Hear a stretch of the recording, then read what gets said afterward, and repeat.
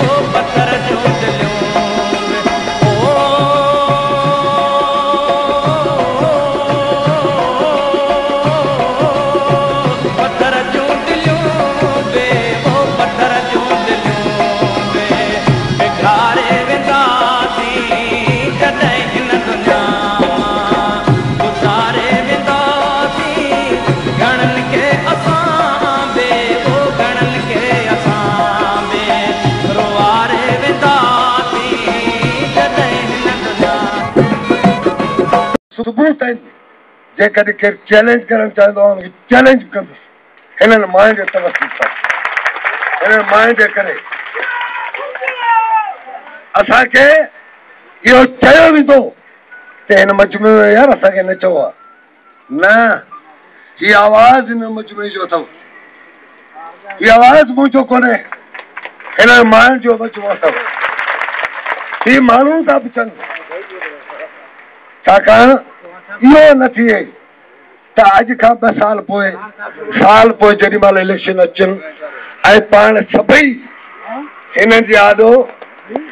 कद झुकाए चऊं यार माफ़ कजो माफ़ी जो टाइम ॾियो बिल्कुलु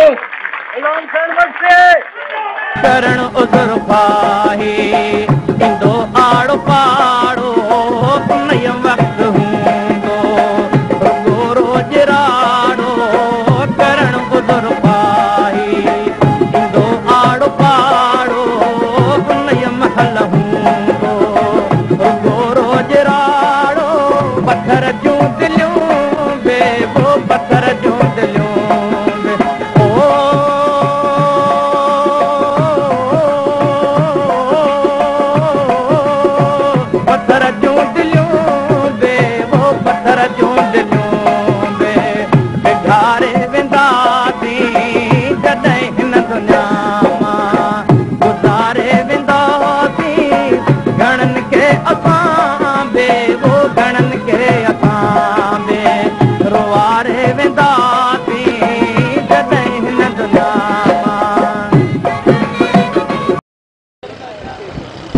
या पंहिंजी गैरत करे बीठा आहिनि उन सभिनी खे सलाम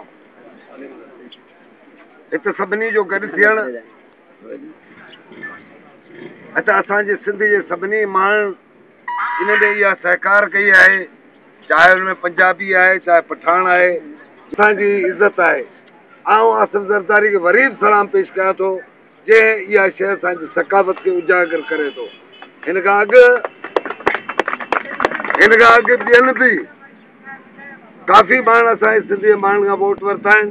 पर इहा जुरियत कोन कई अथनि सिंध जी टोपी पाए ॿाहिरि मुल्कनि में सरदार जी एवॉर्ड वरिता हुजनि एतिरा लफ़्ज़ आउं पंहिंजी चाहे वठां थो जीए भुट्टो जीए सिंध महिरबानी। जॾहिं हिन दुनिया मां गुज़ारे वेंदासीं, जॾहिं हिन